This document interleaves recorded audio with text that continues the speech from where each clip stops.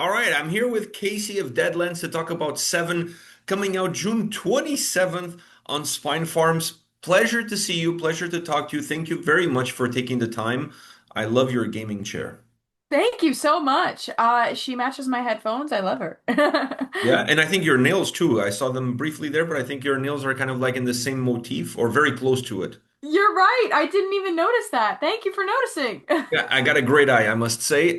So let's talk about this EP, and let's start off with the concept. Can you elaborate not just about the concept, but how this whole idea came together and resulted in this release?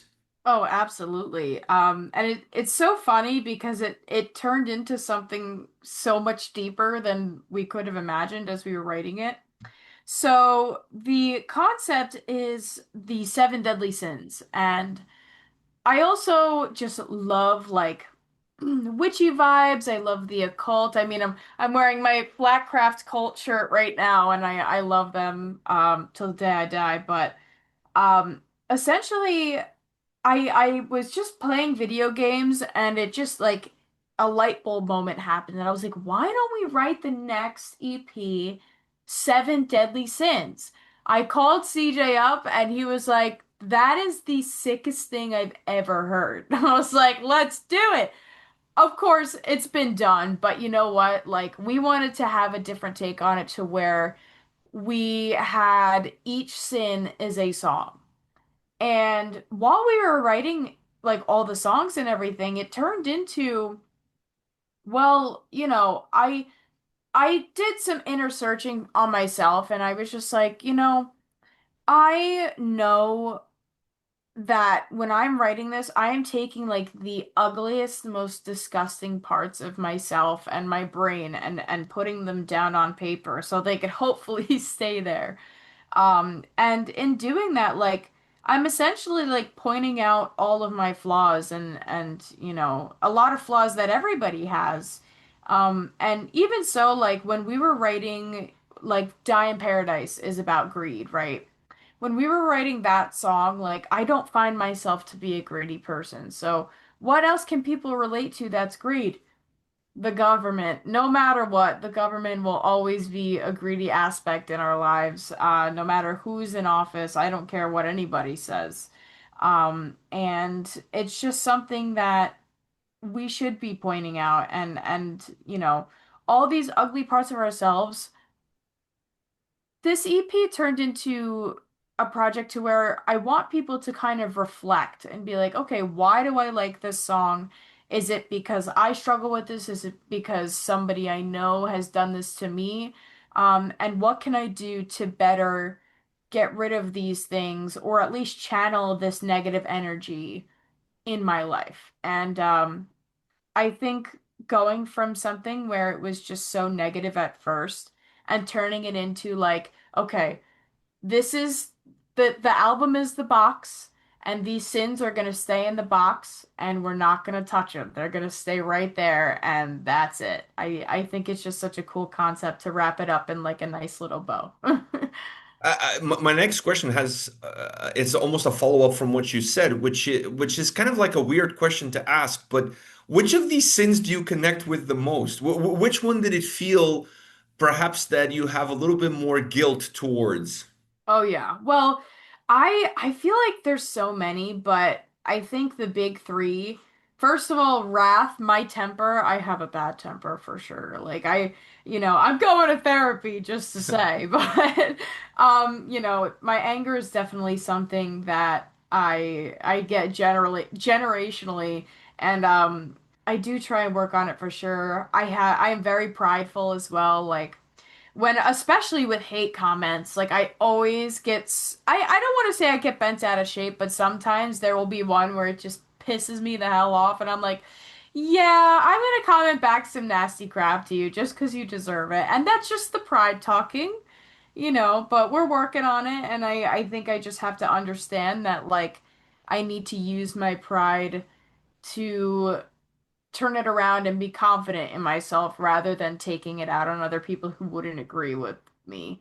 And then also I think gluttony, which was like a very unique take on that sin.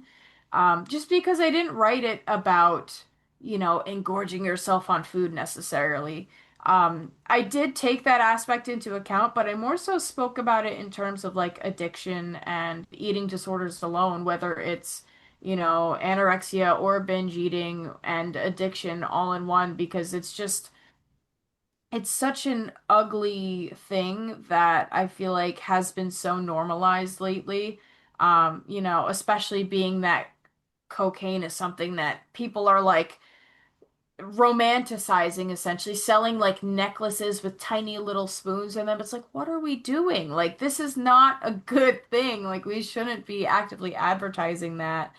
And then also with skinny talk online, like it's so unhealthy. And I think people need to understand that these things are so destructive. And one of the lyrics I say in those songs is in more specifically, I say, if you take away the shame, could you face what's underneath? And essentially it's like if you take away the shame of what you're doing, whether it be doing this or taking selfies in the mirror and romanticizing a disease, like, could you face the person that you are without that? Or do you need to do some inner working and fix yourself and rebuild?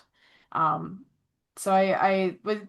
in short, I think pride and wrath and gluttony are like my biggest vices, I would say. I put me down for all three. Maybe for different reasons, but put me down for all three. I think probably I checked the boxes on all seven, but that's, I mean, why settle for three when you can have all seven? That's what I, That's true. that's That's true. gluttony. That's gluttony right there. Like, Exactly. You know what's up. so I'm all for it. I think it's always difficult for anybody to see who you really are, and I think a lot of times alcohol comes to mind. I think a lot of people drink to. A lot of people say, "Oh, I drink so I can get a little bit looser." I think you drink because you're not comfortable with who you are, and you're trying to be somebody else, and the drink allows you to maybe take that mask off. Some people would say, I would say it actually allows you to put a mask on. But yeah, it's a really interesting take. And I thought another part about this EP that was really interesting is that you guys did not name the songs after the sins. You guys leave a little bit room for interpretation from a listener standpoint in terms of what we're going to get out of each and every single song, almost pushing us to dive a little bit deeper into it. Was that the thought process behind it? 100% from the start. Like even when it comes to the album artwork that we were coming out with, everything means something in this EP and everything has a purpose and I I as a listener love being able to dive deeper into bands lore. Like Sleep Token is a huge lore band. They have, like almost an entire religion for themselves essentially. And I wanted to try my hand at the theming and the escapism aspect of like getting us away from maybe this world that we aren't so happy with at the moment to, you know, just working on ourselves as people. Um, so yeah, I mean everything is always up for interpretation and I think creating art you should definitely leave it up for interpretation. But yeah, you're so right in the sense that like it is the urge and the purpose is to dive people deeper. Ice Nine Kills is also a band that does that super well. They always have storylines and heavily inspired by their writing style, I will say that. Yeah, you sound wise on this record. The thought process in terms of how you guys attacked some of these songs musically kind of reminded me of both a little bit of there's a couple of tracks remind me of Electric Callboy, but there's a lot of Ice Nine Kills vibe, and I think the theme of the concept also plays into that as well. So it's very easy for a listener of one band to kind of see a little bit of that band in the representation that you guys put together for this EP. When you guys thought when you called CJ and you're like, okay, let's do this Seven Deadly Sins, did it end up being more complicated than what you first thought it was going to be? Did it turn out to be a little bit more challenging? Oh, absolutely. As soon as I had that flip of like, oh, I'm not writing for just me anymore. Like I want people to really take this in and look at themselves with it. That's when it became difficult. Like I think one of the hardest songs to write was Limbo, and that's because of the lust aspect of it. And me myself, like I'm not a very sexual person. Like it's just not me. At more power to anybody who is, but like it's just not my brand. So I wanted to take a different approach to it, and so I came from the opposite perspective of like, I'm in love with this person that only lusts for me, and I don't know what to do, and in turn, it all goes sour, and everything blows up in their faces anyway. Um, As it normally does, anyways. Exactly, exactly. And that's the sin, isn't it? But that was the trickiest song to write because of the fact that we were like establishing, okay, like now it's getting serious and we are really making everything for a purpose rather than just having a concept. How was the record for you when it came to the vocal side of things? Because I thought the this EP is very dynamic vocally. First of all, I love how you guys used some of those harsh vocals underneath the clean vocals, specifically when it came to the choruses. I thought that was really cool.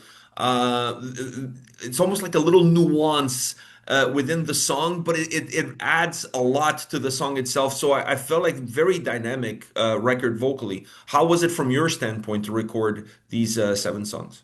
Thank you. I mean, it was so much fun because it felt like, besides our first EP, I used to cry wanting to be in a band so bad.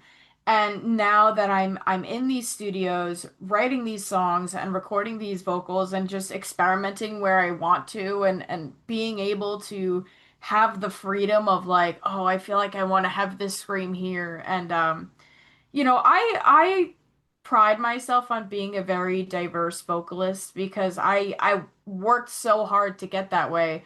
I When I was younger, like growing up, there wasn't really a woman in the scene that could do all of the vocals that I do, and so I wanted to be that person for myself and for other people. Like, as much as, Amy Lee is phenomenal, Lizzie Hale is phenomenal, Courtney LaPlante is phenomenal, and I think she is expanding her range. Like, as we speak, she's going crazy. But even so, like, I always heard the Will Ramos, I heard Danny Worsnop, I heard, Dickie Allen, like all these crazy, crazy vocalists that could also sing and I just wanted to be like the female counterpart to that. So, uh to be able to do all these diverse vocals and really challenge myself, it was just it made me so happy.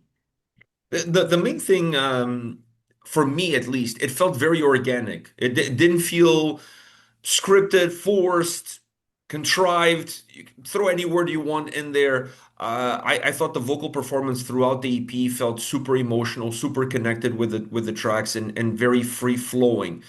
Does that come from writing songs that at the end of the day, while talking about sins, have a very personal touch at the exact same time? Thank you. I absolutely think so.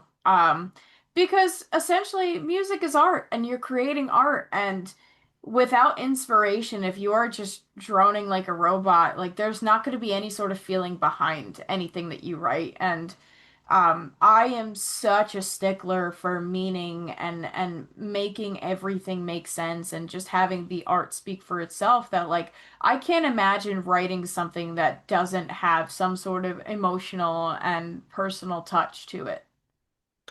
I was also a little bit curious because you guys are releasing this as an EP. If I'm not mistaken, it's 22 minutes in length, seven songs. You guys are built it almost like a full-length record. Honestly, it does not feel like an EP because normally when you get an EP from a band, you get maybe a new song, maybe two live tracks, maybe a cover. It's a mismatch of like songs and ideas. And this is not very clear cut. You guys knew what you wanted. There's a sense of beginning, there's a sense of middle and end. Did you think of maybe, let's do an interlude here and there or whatever, expand the length of the release maybe to 30 minutes and just make it a full-length record? Was that even a discussion? Not even a thought. Because from the jump, we were like, no, it's seven deadly sins. We need seven songs, and that's it. And I will say this, we are planning to do an extended cut of the seven deadly sins ep record, just in general. And so there's definitely more to look out for. But as for like interludes and stuff, nah, we'll save that for the full lengths. No, it worked out great, don't get me wrong, but it's really a different kind of EP. You don't see many EPs with this sort of album feel to it, which I thought was really cool. You mentioned a song that was challenging for you from a writing perspective. Was there a song that was challenging for you from a vocal standpoint? Definitely. I think Wither was incredibly challenging because it's so crazy. I mean, like listening to all the different kinds of vocals in there, not one singular clean vocal was so different for us. And it was just made to be balls to the wall, craziness, no structure, just insanity through and through. And so writing something like that, something without a chorus or a bridge or any sort of like real hook was definitely very difficult. And then just performing the vocals themselves, I have no idea how I'm gonna do it live still, but we'll talk about that later. Cross that bridge when you get there. Exactly. How is the creative relationship between the two of you? Oh, it's great. I mean, CJ will write most of like the instrumental stuff, and I mean, he's also a producer, so he does all like the post-production and stuff like that. And he does not get nearly enough credit as he deserves. Like he is so smart and creative, and he's just he always brings a positive vibe to the studio whenever we're writing. And he gives me my fair share of freedom when it comes to like the lyrics and the melodies and stuff like that. And even so, like if I have a riff stuck in my head and I'll be like, "Hey CJ, like can you try this?" He'll be like, "Oh, you mean like this?" And just like know exactly what I'm trying to say, which is crazy. I like to say he speaks Kasey, which is funny. But it's such a good dynamic. We both know where we lie and we also know what our strengths are and where we can build each other up. So it's great. He's awesome. How important is social media for you guys, for a band like Deadlands, for this release? How important is this medium that has kind of taken over as perhaps the main medium for people to discover music, for people to consume music? How do you guys engage with it? I mean, we just do our best. We try and research what the most popular things to do are right now. But social media has always been like a very important aspect of our band because that's where people found us. That's where people will continue to find us. You know, I think now we are definitely more so focused on our live show and making sure that like okay, we have the fan base, but now how can we bring them out and really make them come to all of our shows and not regret a single minute? Um, and yeah, like right now we're just using it as a tool to promote Seven, and it's going great so far. I mean, like we were posting a bunch of Limbo teasers, and people seem to really love it, and we're just doing our best and taking advantage of the cards that we have. And with that, where do you think those cards are going to take you next? Like, what are the record comes out June 27th. You still have a long ways to go until the end of the year. So what's in the cards? I mean, our job right now is focusing on getting support tours. We're gonna be touring with Scene Queen and Girly over the summer. We got some headlining dates, some VIPs. It's gonna be insane. Like that is, since that's our first support tour, we are so beyond excited, and we're trying to promote the crap out of it. And just, seeing Queen, I've met her, I believe, three or four times. And I've gone on stage with her a couple times. I almost took her out once because my mic cable got wrapped around her foot. It was I was mortified, but she was such a great sport. But like it's just gonna be so much fun and it's new experiences that we've never had before and we're just so grateful to be there and so grateful that we have such a cool headliner, such a cool direct support lineup. It's just gonna be insane and then we're gonna just try and tour and tour and tour until we can't anymore and then we go back to the drawing board and keep writing. Do you guys have like not a game plan per se, but do you guys look at certain goals, certain targets that you want to achieve in order for you to feel like you're staying focused and you're staying on path and you're on the right track? A little bit, but I think being an artist also means like spontaneity, whatever the word is. Being spontaneous is very important. Especially when you're in such a creative field, you know. Sometimes touring is very difficult because you can get so lost in like just the repetition and the schedule and everything. And then I feel like writing is like your break of just like, no, just let your mind go and let it do whatever the hell it wants. Um, so yeah. Being last question for you, being in the New York area, let's call it that way, does that make life easier for Deadlands versus like say if you guys were in Wisconsin?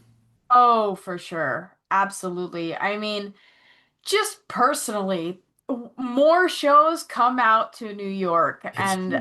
like the more shows that come out, the more shows I get to go to, and the more inspiration I get to pick up from just friends, peers, plenty of people. And it just makes it so much easier as much as, you know, I just love New York. It's got everything there.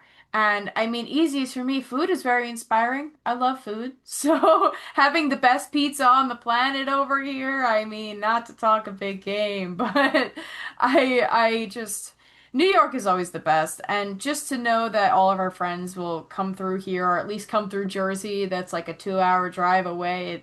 I love it. So I definitely think yes. Listen, I'm in Toronto. You guys are not that far away. I hope that some of your travels bring you north of the border to play some Toronto shows. I honestly really enjoyed this EP. I think you guys nail it. Like, first of all, you built it like a record, which I really like because it gets me in it all the way through it. I love the fact that it has so many ebbs and flows. The second half of the EP sounds very different from the first half of the EP, which I thought was really cool as well. Everything about it, the sound, your vocals, like I said, those layers were super cool. I really enjoyed that aspect of it. And I just felt connected with your performance. I honestly felt connected with your voice. I felt connected with you, like almost like you removed a little bit of this thing that's in front of you, this not blanket, but this A veil, a maybe? veil. Perfect. I was searching for the word, the veil. Yes, you removed a little bit of it, and you let us know a little bit more about maybe your inner demons, your inner thoughts, and that's always such a cool thing for an artist to do. And I think you guys definitely deliver that with Seven. Thank you so, so much. Those are such kind words, and it's so refreshing just to know like you, and then we have other interviewers that have been saying they really, really enjoy it. So it just, I can't wait to tell CJ because he's gonna be over the moon. So thank you so, so, so very much, and thank you for having me. Oh, my pleasure. It's just that, like, as you know, when it comes to this sound, the market sometimes feels a little bit oversaturated. So, and it's hard to reinvent the wheel or recreate it, if you will. So, the way you guys approach this allows you to be who you are, allows you to have your sound. But at the same time, for me as a listener, it sounds like I'm listening to something that I'd not necessarily have heard before. And I think that's really important. So, I think you guys really nailed it. So, Casey, thank you very much. Thank you so, so much. That's such an incredible compliment. Like seriously. I'm just trying to stay away from your wrath. Yeah, you know what? Understandably so, I would too. Yeah, I'm just trying to stay away from your wrath. All the best, all the best. Thank you. You too. Have a good rest of your day. You too, bye. Bye.